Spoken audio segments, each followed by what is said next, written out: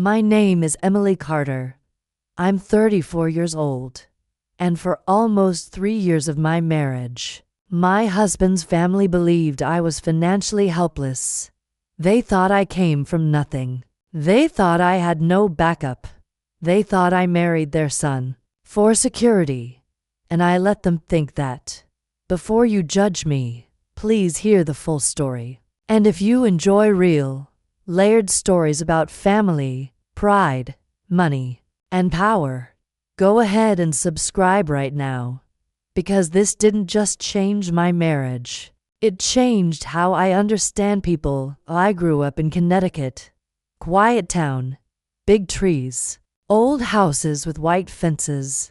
From the outside, my childhood looked comfortable. It wasn't. My parents were emotionally distant, cold, in ways that don't leave bruises but leave scars anyway. My father believed children should figure things out on their own. My mother cared more about appearances than connection.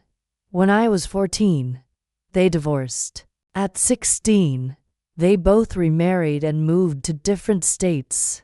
I wasn't abandoned legally, but emotionally, completely. The only person who stepped in was my grandfather.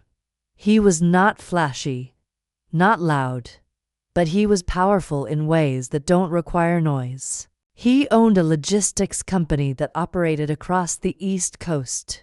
Warehouses, shipping contracts, government supply deals. He never talked about money at the dinner table, but I remember the way people stood up straighter when he entered a room. When I turned 18, he offered to fund any education I wanted.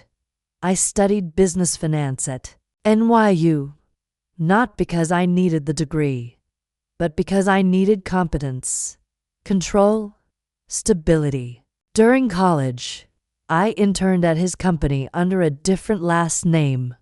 No one knew I was family. I learned everything from the ground up. Inventory audits, negotiations, risk assessment, crisis management. By 26, I was running a division. By 30, I quietly owned 48% of the company. But here's the thing. Money has a smell. And once people sense it, they treat you differently. Dating became impossible. Men either felt intimidated or suddenly ambitious. Conversations shifted from hobbies to assets, from dreams to portfolios. I got tired of being evaluated, so when I met Daniel, I didn't tell him everything. We met at a community fundraiser in Manhattan. I was wearing a simple navy dress. No designer labels. No status signals. He assumed I worked for a nonprofit. I didn't correct him.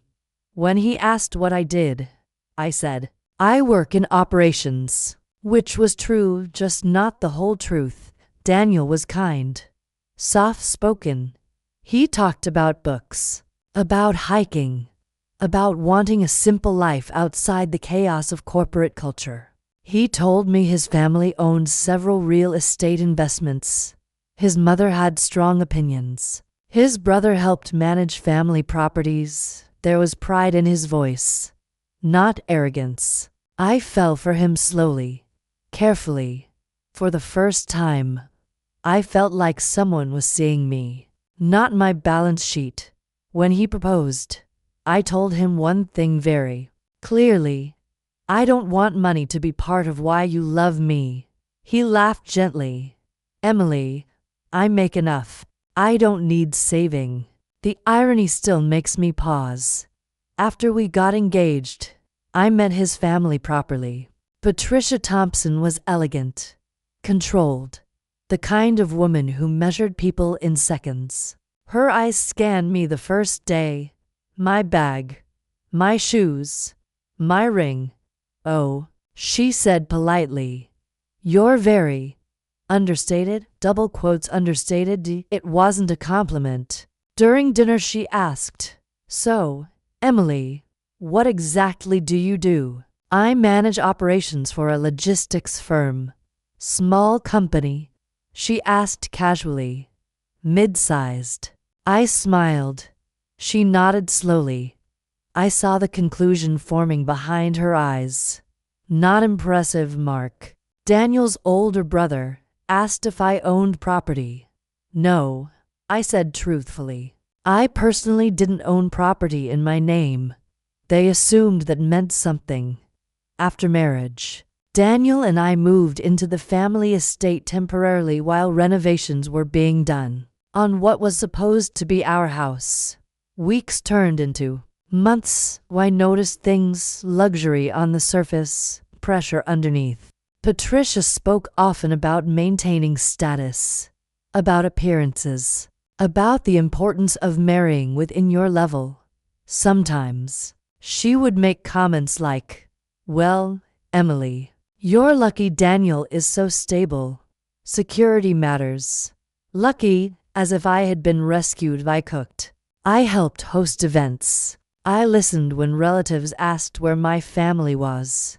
"I don't have much family," I would say. They would exchange glances, no backing, no protection, no leverage. What they didn't know was that if I wanted to, I could buy their entire mortgage portfolio outright. But I didn't say anything, because I wasn't hiding weakness. I was studying character. If you're still here, subscribe. Because what I discovered about their wealth shocked even me. 3 months into living there, I noticed Daniel becoming tense, phone calls in private, arguments with Mark in hushed voices, Patricia mentioning cash flow timing. One night, I overheard something that made everything clear. Their properties weren't as secure as they appeared. Loans stacked on loans, refinanced assets, investments that hadn't performed. They were asset-rich, but cash-poor, and they believed I brought nothing to the table. That assumption would soon become their biggest mistake. Asterisk if you're still here. Subscribe now, because this is where everything shifted from uncomfortable to calculated. It happened on a Thursday night in late October. The house was quiet, but not peaceful. There's a difference. Quiet can feel like rest. This felt like tension sitting in the walls. Daniel had gone upstairs early. He'd been distant for weeks. Not cold, just distracted. I kept telling myself it was work. Around 1:15 a.m., I went downstairs for water. That's when I heard voices coming from the study. The door wasn't fully closed. Mark was speaking first. "If we don't restructure the Eastridge property loan by December, the bank can accelerate everything." Patricia's voice was low, tight. "They won't. We've worked with them for years. They will." Mark replied sharply. "We're over-leveraged. The rental income isn't covering interest anymore." Over-leveraged. I froze. Patricia exhaled slowly. "Daniel doesn't need to panic." "Not yet." "And Emily?" Mark asked. There was a pause. A long one. "She doesn't need to know anything," Patricia said calmly. "She doesn't understand finances." My fingers tightened around the staircase railing. "She has no assets," Mark added. "No family backing. If things collapse, we transfer what we can into Daniel's name. Keep it clean." "And her?" Mark asked again. Another pause. "If foreclosure proceedings start, we may need Daniel to separate assets legally. Protect what's his." Separate assets. The words felt clinical, strategic, disposable. She'd walk away with nothing. Mark said. "She came in with nothing," Patricia replied. My heartbeat was so loud I thought they might hear it through the walls. They weren't worried about me, they were planning around me. And here's the part that hurt the most. Daniel didn't defend me. He didn't speak. I didn't hear his voice once. I walked back upstairs slowly, every step deliberate. I didn't cry. I didn't panic. Why? Calculated. They believed 3 things. I had no financial literacy. I had no legal protection. I had no leverage. All three were wrong. But I needed to confirm something before I made my move. The next morning, Patricia was composed. She poured coffee as if nothing had happened. "Emily," she said lightly, "you and Daniel should really think about building something substantial. It's important for a woman to marry stability. Stability." I looked at her carefully. She genuinely believed she held it. Later that day, I checked public property records. Everything was exactly as I suspected. For properties mortgaged at aggressive rates. *1 commercial building refinanced twice in 3 years. Lines of credit extended against projected rental growth that never materialized. They weren't wealthy. They were leveraged. There's a difference most people don't understand. Wealth is ownership without fear. Leverage is ownership with pressure, and pressure cracks people. That evening, Daniel came home tense again. "Everything okay?" I asked gently. "Yeah," he said too quickly. "Just business stuff." I looked at him for a long moment. "Daniel, if something was wrong financially, would you tell me?" He hesitated, and that hesitation told me everything. "I don't want you worrying," he said. "Finally, it's my responsibility." Responsibility, not partnership. That word stayed with me. If you've ever been excluded from decisions that directly affect your life, subscribe. Because what I did next wasn't revenge. It was clarity. Over the next 2 weeks, I gathered information. Quietly, not because I needed it, but because I needed to know how far they were willing to go. Then something happened that accelerated everything. A certified foreclosure pre-notice arrived. I happened to be the one who signed for it. Patricia's face went pale when she saw the envelope. "It's procedural," she said quickly. "Nothing to panic about." Mark arrived within the hour. They locked themselves in the study again. This time, I didn't need to eavesdrop. I already knew the pattern. That night, Daniel came into our bedroom and sat on the edge of the bed. "If things got complicated financially," he said slowly, "would you trust me?" I felt something inside me settle into place. "Do you trust me?" I asked back. He didn't answer immediately. That was my answer. He didn't see me as a partner. He saw me as someone to protect from information, or perhaps someone not capable of handling it. Either way, it meant one thing. They underestimated me. And underestimation is dangerous. 2 days later, I overheard the final piece. "Mark, if we move fast, we can legally shield Daniel's personal assets before litigation. Patricia and Emily. Mark, she has no claim to premarital holdings. If we position it right, she leaves with whatever Daniel's salary covers." Salary? I almost laughed. Daniel's salary was a fraction of what I generated quarterly. But they didn't know that. And they were willing to risk my stability to protect their illusion. That was the moment I stopped observing and started preparing. If you're still watching, subscribe now, because the dinner I planned next changed the entire power structure of that house. Not with anger, not with shouting, with paperwork. If you're still here, subscribe now, because this is the moment where silence stopped being observation and became revelation. I didn't confront them immediately after overhearing the legal shielding plan. I waited, not because I was afraid, because timing matters more than emotion. You can't expose strategy with anger. You expose it with precision.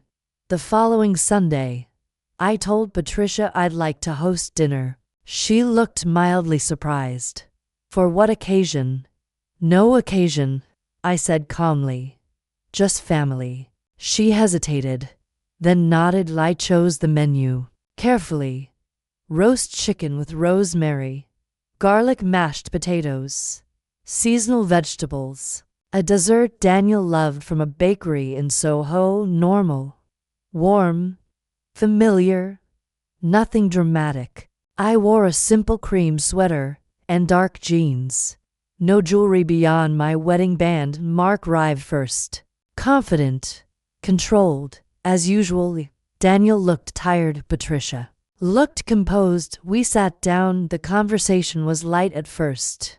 Market trends, holiday plans, a charity gala Patricia was attending. Then, halfway through dessert, I placed a slim leather portfolio on the table. Not aggressively, not theatrically, just deliberately. Daniel looked confused. What's that? Something I think we should all look at, I said softly. Mark's eyes narrowed slightly. Patricia leaned back. I opened the portfolio slowly and slid the first document across the table toward Patricia. It was a corporate ownership summary. My corporate ownership summary. Her fingers touched the paper, but she didn't understand what she was looking at yet. Then I slid the second document toward Mark. Majority shareholder confirmation. Third document.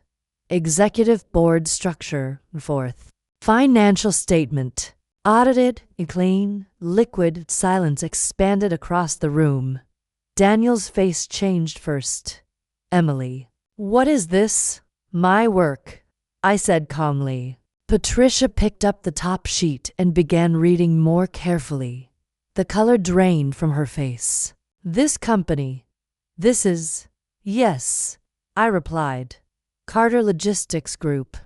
Mark looked up sharply. That's a multi-million-dollar operation. I nodded once. I own 48%. The air shifted. Not loudly, but completely. Daniel stared at me as if I had just spoken in another language. You never told me, he said quietly. You never asked, I replied gently. Mark flipped through the financial summary faster now. These numbers. This liquidity. This.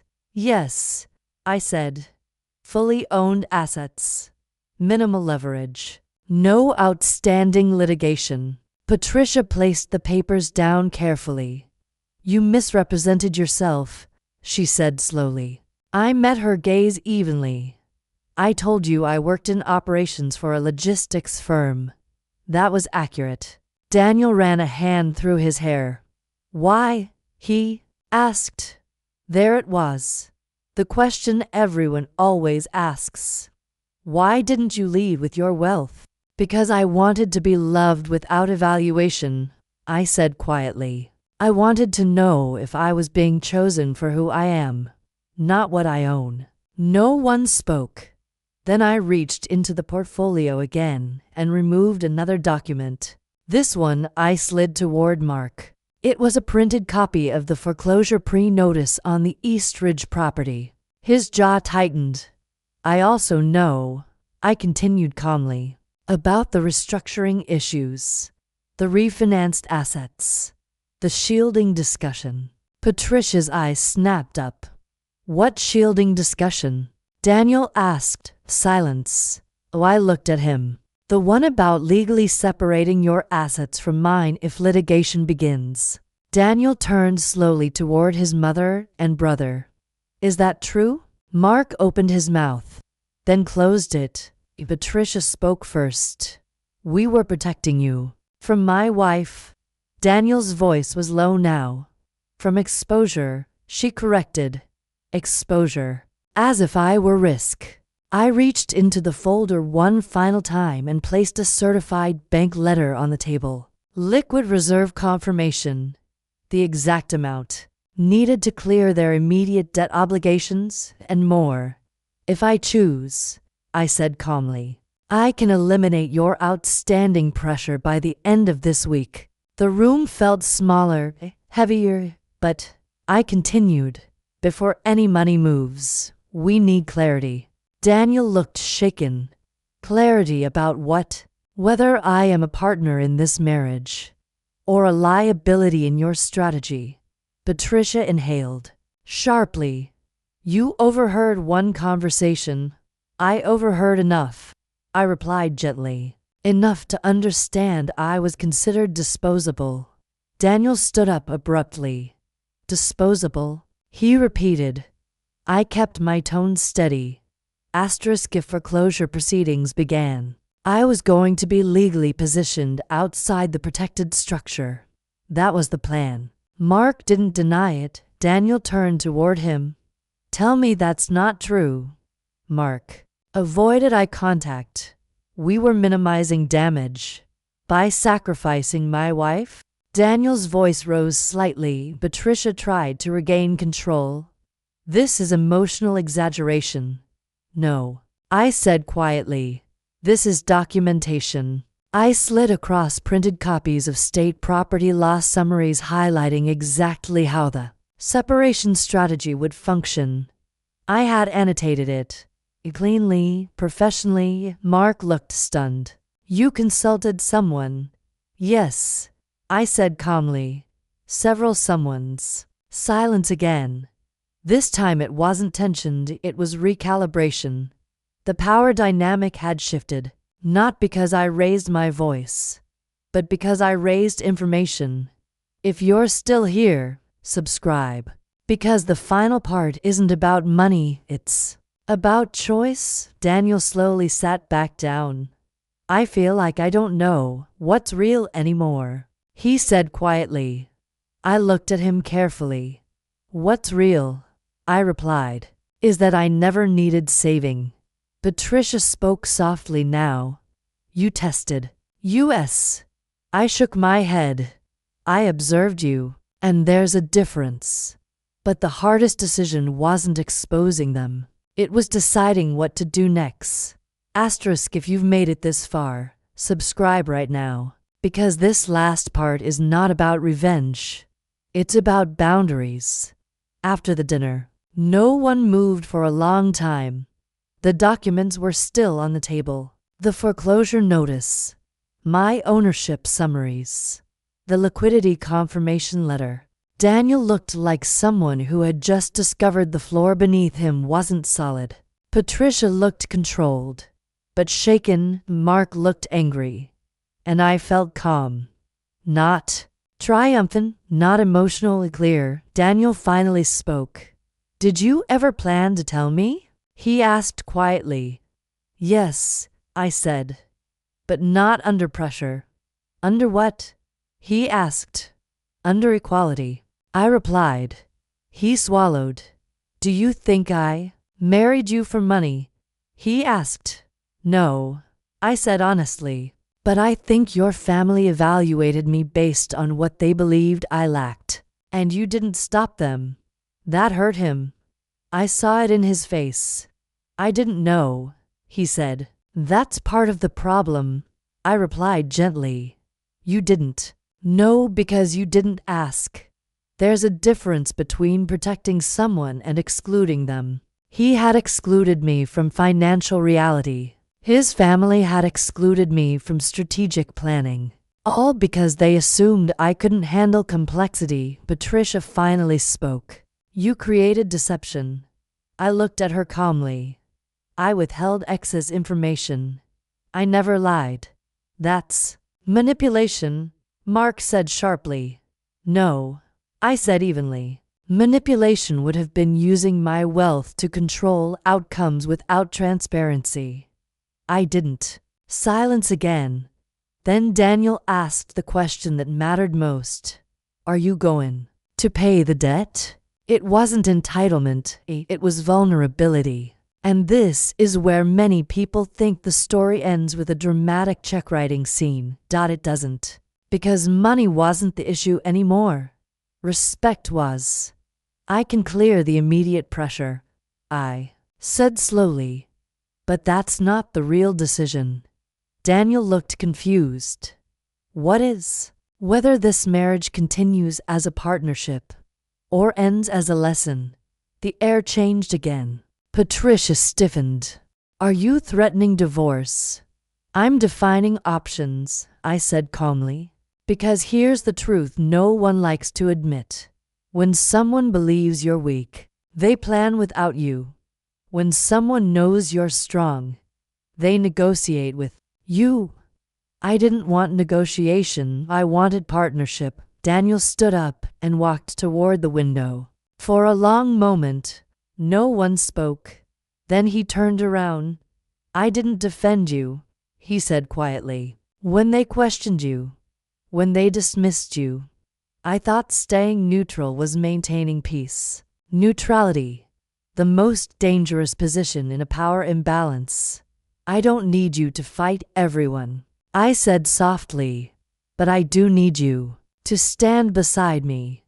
That was the moment everything became real, not the documents, not the money. That sentence, Mark, broke the silence. So what happens now? I closed the portfolio slowly. Now we restructure properly, I said, with transparency. No shielding strategies. No asset separation planning behind closed doors. Patricia's voice was smaller now. And if we don't agree, I looked directly at her. Then I protect myself. Not loudly, not aggressively, just truthfully. Daniel stepped forward. We're not separating, he said firmly. We're moving out. Patricia's composure cracked slightly. You leave the family home over this. Daniel didn't hesitate. Yes, that was the first time he chose publicly. And I felt something soften inside me, not victory. Alignment. Over the next week, I did something many people won't understand. I did not write a blank check. Instead, I brought in independent financial consultants. We reviewed every property, every loan, every leverage ratio. We restructured intelligently. I provided capital injection under formal documentation. Convertible. Protected. Transparent. No secret generosity. No emotional bailouts. Just clean business. Mark struggled with that. Patricia disliked it. But they accepted it. Because for the first time, they understood the real power dynamic. Not that I was richer, but that I was prepared. Daniel and I moved into our own home 2 months later. Not funded by my wealth alone. Not funded by his salary alone. Jointly structured, balanced. The first few weeks were tense, and trust doesn't reset overnight. One night, Daniel asked quietly, "Do you regret not telling me from the start?" I thought about it carefully. "No," I said. "But I regret that I felt I had to protect myself before trusting you." That hit him harder than anything else. We started counseling. Not because we were broken, because we needed clarity. Over time, something shifted. He stopped seeing me as someone to protect and started seeing me as someone to build with.